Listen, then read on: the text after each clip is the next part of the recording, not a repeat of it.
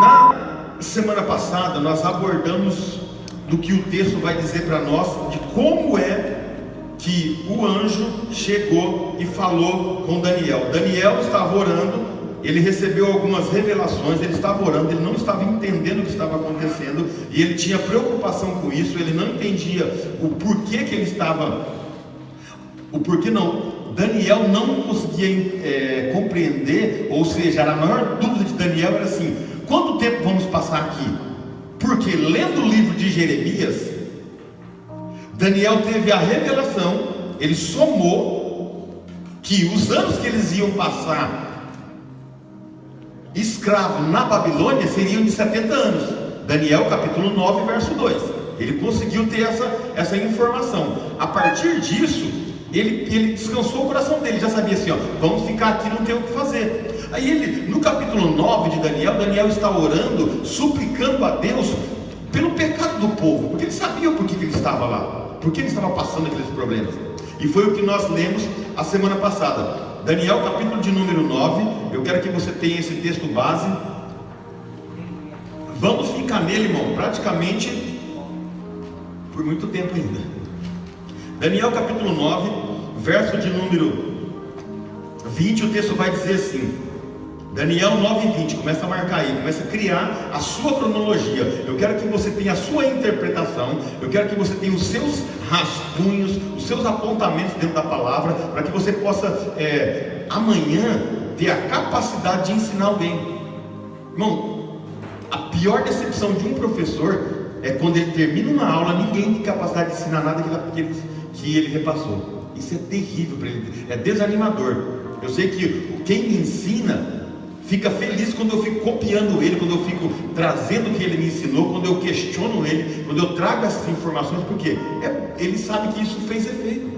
Então quem não tem o papel e caneta, erga sua mão aí, que o irmão Beto está querendo te ouvir aí. Vamos lá, então o texto vai dizer assim, abra sua Bíblia, Daniel capítulo de número 9, verso 20, o texto vai dizer assim: estando eu ainda falando e orando, e confessando o pecado do meu povo Israel, lançando a minha súplica perante a face do Senhor meu Deus, pelo monte santo do meu Deus, estando eu, digo, ainda falando na oração, o homem Gabriel, que tinha visto na minha visão ao princípio, veio voando rapidamente e me tocou a hora do sacrifício à tarde. Eu disse para vocês grifar Gabriel, porque cada vez que você vê Gabriel se movendo, é porque tem alguma coisa que vai mover e que vai mexer com a história de Israel. Deus não manda nenhum outro anjo, Deus não move nenhum outro tipo de ser no céu, se não seja Gabriel, quando a informação é mexer na história de Israel. Ele desce para falar com Daniel, ele desce para falar com Isabel, ele desce para falar com Maria, porque cada vez que tem algo que vai mudar a terra, no ponto de vista que vai envolver Israel, Gabriel tem que vir, porque o texto vai dizer que Gabriel assiste diante de Deus. Tá bom? Isso é muito importante. Versículo 22, e ele me instruiu e falou comigo dizendo: Daniel, agora eu saí para fazer você entender o sentido do que? Das visões que você teve. No princípio da tua súplica saiu a ordem, ou seja, você começou a orar, já saiu a ordem para que eu viesse aqui. E eu vim para te declarar, porque você é muito amado, considera pois essas palavras e entende a visão. E agora no versículo 24, ele vai revelar como é a visão para Daniel. Está pegando aí? Tudo certinho? Vamos lá no versículo 24, vai dizer assim: 70 semanas estão determinadas sobre o teu povo e sobre a tua cidade. A profecia é exclusiva, única, pautada, direta, objetiva para Israel. Tudo que vai acontecer aqui, cronologicamente, tem que partir de Israel. Ah, mas não pode acontecer na América, não pode acontecer no Brasil, não pode acontecer nos Estados Unidos. Não pode. A profecia do anjo é clara e específica. É para o teu povo e para a tua santa cidade. Se alguém te ensinar para você que está acontecendo as profecias das 70 semanas, que Deus está movendo a escatologia cronológica a partir de outro lugar, é mentira. Porque o anjo disse que o que está passando para Daniel é exclusivo para o seu povo e para a sua cidade. Agora ele vai dizer o porquê das 70 semanas. Vai ser para cessar a transgressão, para dar fim aos pecados, para expiar a iniquidade, para trazer a justiça eterna e selar a visão e a profecia, e para ungir o Santíssimo. Trocando em miúdo, eu vou acabar com, porque vai entrar na eternidade. Quando não vai ter pecado? Quando não vai ter mais injustiça? Quando vai findar? Quando vai ungir o Santíssimo? Na eternidade. Não pode acontecer isso daqui em outro lugar, nem com outro povo. Ele está falando do final das coisas, do fim dos tempos. Simples assim. Versículo 25 vai dizer assim: sabe e entende. Por quê? Porque muitas pessoas vão entrar na igreja e vão sair da igreja, vão entrar na sala de aula e vão sair da sala de aula sabendo, não entendendo nada. Porque tem preconceitos, coração fechado, deixa o maligno tirar a semente. E aí você fala, e ele sai daqui e não entende, mas ele sabe de um monte de coisa, só que ele não entende nada. Porque se ele entender, transforma ele. Irmãos, eu vou dizer para você, eu estava conversando com o missionário Kaique hoje sobre isso. A maior dificuldade não é colocar algo novo em uma pessoa. A maior dificuldade é tirar algo velho. Porque construir um prédio do zero, irmão, é a coisa mais simples.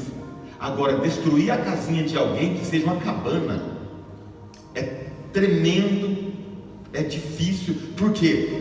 É aquilo que ela aprendeu. É aquilo que dentro da mente dela, na psicologia, ela tem abraçado de referência. Então, se ensinaram uma coisa para ela, a psicologia diz: tudo que eu escuto pela primeira vez tem de ser a verdade. Não que isso é verdade, tem de ser a verdade. Aí eu tenho resistência para quebrar. Quando chega outra pessoa dizendo tudo contrário daquilo que eu imaginei e da Bíblia, eu tenho tendência a rejeitar, porque é da Bíblia. Mas sempre eu faço a mesma pergunta: isso que você sabe foi lendo ou foi ouvindo? Porque a Bíblia diz que é para nós ler, não é para a gente ouvir.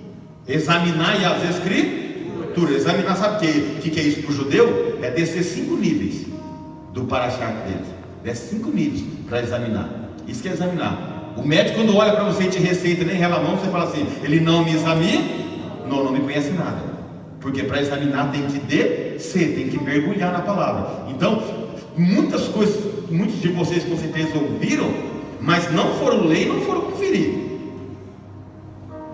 Aí não pode discutir, não pode debater, dizer que o professor está errado, que não está falando nada. Agora, a hora que nós formos para a Escritura, e a Escritura se revela por Escritura.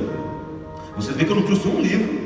Eu tenho muitos livros de escatologia, não trouxe nenhum, porque eu quero passar para vocês o que o texto diz puro mesmo. E a interpretação vai iniciar a partir disso, porque aí é o Espírito de Deus trabalhando na maneira que você abre o seu coração. Vai ter gente que vai pegar revelações tremendas, e vai ter outros que vai pegar mínimo. O que vai diferenciar? Capacidade de aprendizagem? É a didática? Não, estou falando de Deus aqui. Então aqui é espiritual. É isso que vai definir a sua vida.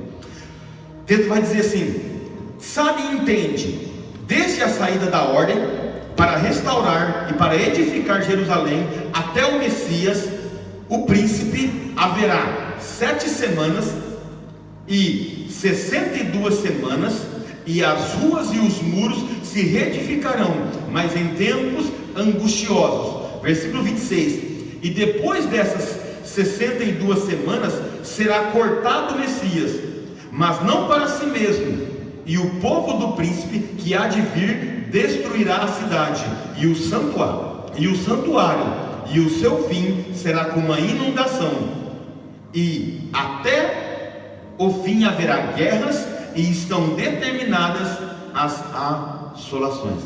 Todas as informações estão reunidas até aqui. Daqui para frente é detalhe. Eu quero comentar com vocês. Deixa eu fazer um mapa cronológico ali para a gente tirar essas dúvidas agora. Pega aí 70 semanas igual. Nós definimos na semana passada que para Deus tudo é 7. E Deus trabalha com o número 7. Por que Deus trabalha com o número 7? O que significa 7 para Deus? Nós temos significado no 1, no 2, no 3, no 4, no 5, no 6, no 7, no 8, no 9, no 10, no 11 e no 12. Todos esses números têm significado para Deus. Por que Deus usa o 7? Vou dar essa para vocês, marca essa chave aí. 7 significa a perfeição de Deus para a terra. Como que você prova isso aí, pastor? Siga toda a escritura, siga por de Gênesis a Apocalipse, navegue por dentro da escritura e acha um número de perfeição que não esteja vinculado ao 7. Tudo que Deus tem que fazer, que é para Ele, está envolvido a igreja dele, está envolvido o povo dele, está envolvido o tempo dele, ele coloca 7. Tratando de terra. Para frente nós vamos ver qual que é o número que ele trata do céu, qual que é o número que ele trata quando ele vai lidar com o homem, e assim por diante. Então, 7 semanas. Eu vou depois para vocês essa questão de somar. Então, ele diz que são 70 semanas. Semanas de anos. Para quem não estava aqui na semana passada, semana de anos. Então, 7 vezes 7 é igual a 49. Então, veja, sobe um zero é igual a 490. Nós temos agora uma cronologia que o anjo está revelando para Daniel, que nós temos 490 anos do começo,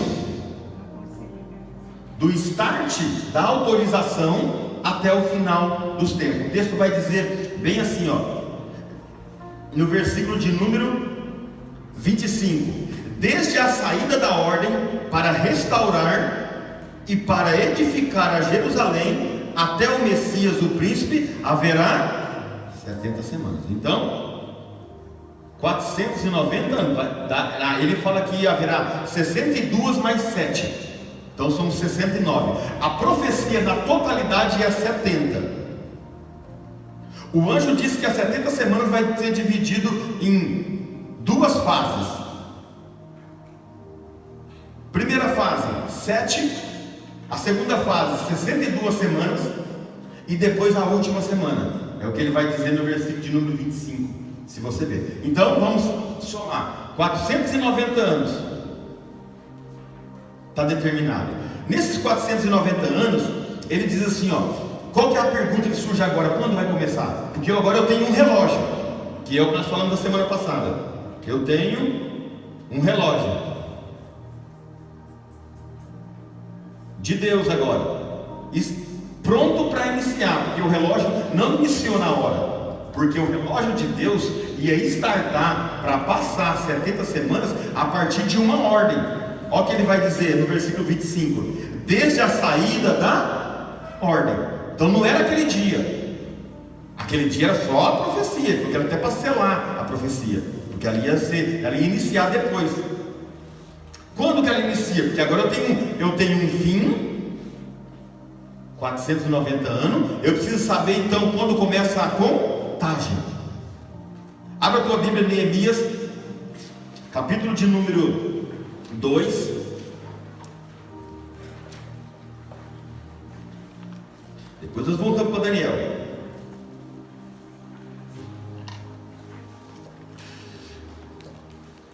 Na montagem da Bíblia, didaticamente, qual que é o livro mais velho da Bíblia? Foi escrito mais antigo. O livro mais antigo da Bíblia, qual é? Jó. Jó está perto de qual livro? Salmos. Se fosse montar por data, Jó poderia estar ali? Então nós temos que quebrar alguns paradigmas, tabus, que a Bíblia não é montada cronologicamente, porque senão você se perde se você não entende isso. Porque agora eu vou dar uma profecia que aconteceu depois de Daniel, mas agora eu estou voltando. E aí os caras começam a inventar um monte de coisas. Neemias capítulo de número 2, e eu vou dizer para vocês aonde que o relógio starta de Deus. O texto vai dizer assim: sucedeu, pois, fica aqui. Sucedeu, pois, no mês de Nissan, no ano 20º do rei Artaxerxes, tá certo? É isso daí, da glória. Que estava posto vinho diante dele, e eu tomei o vinho e o dei ao rei. Porém, nunca antes estivera triste diante dele. E o rei me disse: por que está triste o teu rosto? Pois não está doente? Não é isto senão tristeza de coração? Então teme muito em grande maneira. E disse ao rei: viva o rei para sempre. Como não estaria triste o meu rosto, estando a cidade, o lugar dos sepulcros dos meus pais, assolada e tendo sido consumida as suas portas a fogo? E o rei me disse: que me pedes agora? Então orei ao Deus dos céus e disse ao rei: se é do agrado do rei, e se o teu servo é aceito em tua presença, peço-te que me envies ajudar a cidade dos sepulcros de meus pais, para que eu a edifique. Então o rei me disse, estando a rainha sentada junto a ele: quanto durará a tua viagem, e quando voltarás? E aprouve ao rei enviar-me, apontando-lhe eu um certo tempo.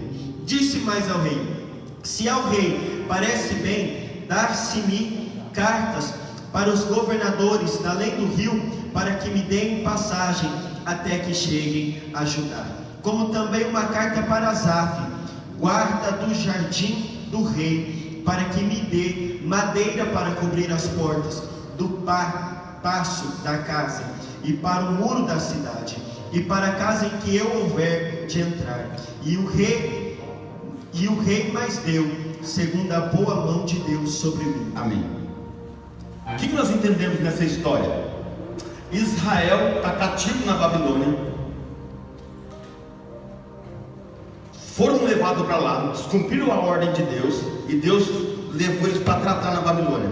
E agora Neemias recebe uma informação que nem cemitério tinha mais naquele lugar, até o sepulcro dos seus pais estavam todos destruídos. E ele chega com semblante diante do rei, e o rei pergunta para ele: por que você está triste? Te conheço bem, é um copeiro bom, é um servo bom. E ele vai dizer assim: ó, como não estaria triste a minha cidade estando assim?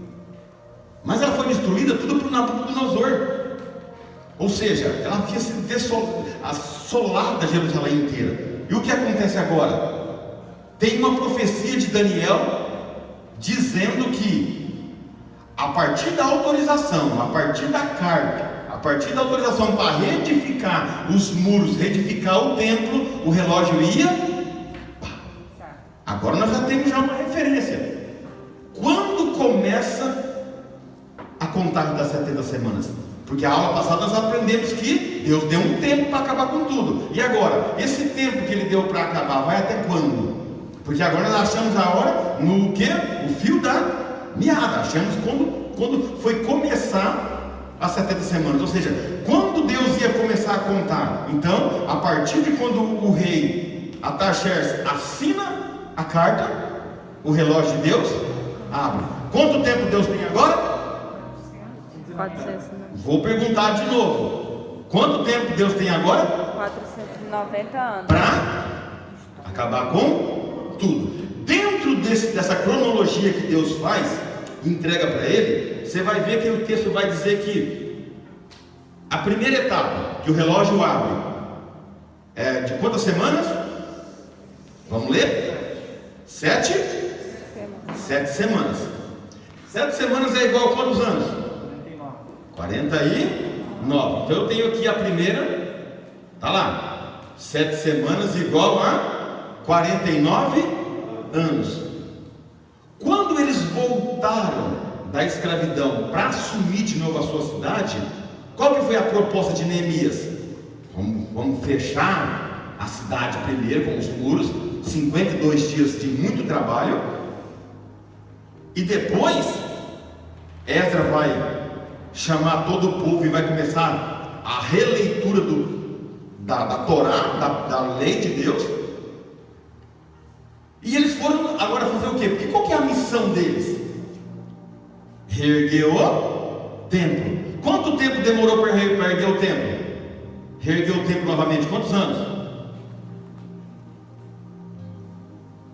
40 e a profecia já está lá. Eles não podem demorar mais do que isso, mais do que 49 anos. Mas nós vamos ver que eles trabalharam por 46 anos para reedificar o templo de Deus novamente. 3 anos eles ficaram parados. Para quê? Para que a profecia se cumprisse exatamente. Quando Jesus estava falando sobre ele, usando o corpo dele como templo, questionaram ele sobre isso daí. Eu creio que é Mateus capítulo de número... Mateus... Meu óculos... Eu até marquei aqui. João capítulo 2, verso de número 19. Quem pode ler para mim? João, leia aí. João capítulo 2, verso de número 19. Nós vamos ter exatamente a data. E a condenação é esta, que a luz veio ao mundo, e aos homens amaram mais as trevas do que a luz, porque as suas obras eram más. João 2,19? Não, errei aqui, vocês me perdoem. O 3, 2,19, vamos lá, igreja. É o 21. E Jesus respondeu e disse: derribai este templo, e em 3 dias o levantarei. Disseram, pois, os judeus: em 46 anos foi edificado este templo, e tu levantarás em 3 dias? Então o templo foi construído novamente em quantos anos? 46. Mas a profecia diz que tinha que ser quantos anos? E o que eles ficam fazendo nos 3 anos? Eles abandonam a casa de Deus, eles abandonam o altar e vão cuidar da sua própria vida. Qual que é o problema, pastor? É muito não. Você trabalha e não tem nada, você come e não sacia, você bebe e não mata a sede, você se cobre e não tem frio, você acumula e quando você traz aqui, Deus sopra com o vento da sua boca. Vamos ler Ageu, capítulo 1 de Ageu. Vai anotando, irmão. Eu tenho que falar isso com vocês, porque veja se isso não é uma realidade nos nossos dias. Veja se isso não se repete da mesma forma. Pessoas que são insaciáveis, irmão. Não é que comeu e não acabou a fome. Entenda o que eu quero te dizer. É que nunca está satisfeito. Será que isso não é algo que ela está fazendo e está gerando isso dentro? Nunca está satisfeita com a casa, nunca está satisfeita com a família, nunca está satisfeito com o ministério, nunca está satisfeito na cidade, nunca está satisfeito com o pastor que tem, quer procurar outro, nunca está satisfeito com nada. Vamos lá, e no Ageu capítulo de número 1, o texto vai dizer assim, leia. No ano 2º do rei Dário, no 6º mês, no 1º dia do mês, veio a palavra do Senhor pelo ministério do profeta Ageu a Zorobabel, filho de Seartiel, príncipe de Judá, e a Josué, filho de Josadaque, o sumo sacerdote, dizendo: assim fala o Senhor dos exércitos, dizendo: este povo diz, não veio ainda o tempo em que a casa do Senhor deve ser edificada? Veio, pois, a palavra do Senhor pelo ministério do profeta Ageu, dizendo: é para vós tempo de habitardes nas vossas casas estucadas, e esta casa há de ficar deserta? Ora, pois assim diz o Senhor dos exércitos: aplicai o vosso coração aos vossos caminhos, semeais muito e recolheis pouco, comeis, mas não vos farteis, bebeis, mas não vos sacieis, vestivos, mas ninguém se aquece, e o que recebe salário num saquetel furado. Continua. Tá bom, acho que Deus já falou bastante, né? Irmão, pegue isso pro teu coração. Analise dentro de você. Estamos estudando escatologia, pastor? O senhor está querendo disciplinar? Não. Entenda que o que aconteceu com eles é um reflexo, é uma tipologia da igreja de hoje. E pessoas que têm coisas. O texto não diz que eles não têm, que eles tinham fome. Negativo. O texto não diz que eles pereciam de falta de vestimenta. O texto não diz que eles não tinham água. Negativo. O texto diz que eles tinham tudo, porém que não estavam satisfeitos com nada. Talvez eu tenha que olhar para dentro de mim mesmo e ver assim: por que será? Porque aqui, irmão, tem uma diferença gigante. Eu quero que você entenda o que eu quero te passar nessa noite. As pessoas que vão receber de Deus a bênção, e as pessoas que vão receber de Deus o desprezo. Porque deixam de fazer o melhor para a casa de Deus e vão cuidar da sua vida. A obra está precisando de coisa, ele está preocupado com o mundo dele. A obra está perecendo, ele está preocupado em guardar dinheiro. Está precisando de investimento, ele está bem colocando na poupança dele, bem guardando nas suas aplicações. A igreja precisa de um ajudante, a igreja precisa de um pedreiro, a igreja precisa de um servente. Não quer dizer aqueles que estão envolvidos, que ele está trabalhando. Deus conhece o seu coração. E aqui vai ter a grande diferença: daqueles que vão prosperar e daqueles que vão, quando conseguir ganhar e trazer aqui, ele diz que ele assopra com o vento da sua boca. Aleluia. Perigoso. Deus deixou isso aqui. Olha, é Deus que fez eles atrasar. Não pensa que é tipológico. Deus sabe que um dia nós vamos ter que passar por isso aqui. E a igreja precisa ser ministrada nessas coisas, para alinhar o pensamento com o céu. Venha o seu reino, é alinhar o céu com a terra. Esse é o nosso propósito. Nós temos que ser geracional. Nós temos que produzir para o reino na terra. Desfocar um pouco daqui, né? Desse ambiente aqui, né? Mas, verdade. vamos lá, irmãos, senão eu tenho algumas coisas que eu me iro. Mas Deus vai nos dar graça, vai nos dar força, e Deus vai levantar uma geração que vai adorar Ele. E o povo voltou, largou, se converteu para o seu caminho lá, voltou para edificar o templo, e Deus abriu as portas do céu. Volta para Daniel, capítulo de número 9, vamos lá.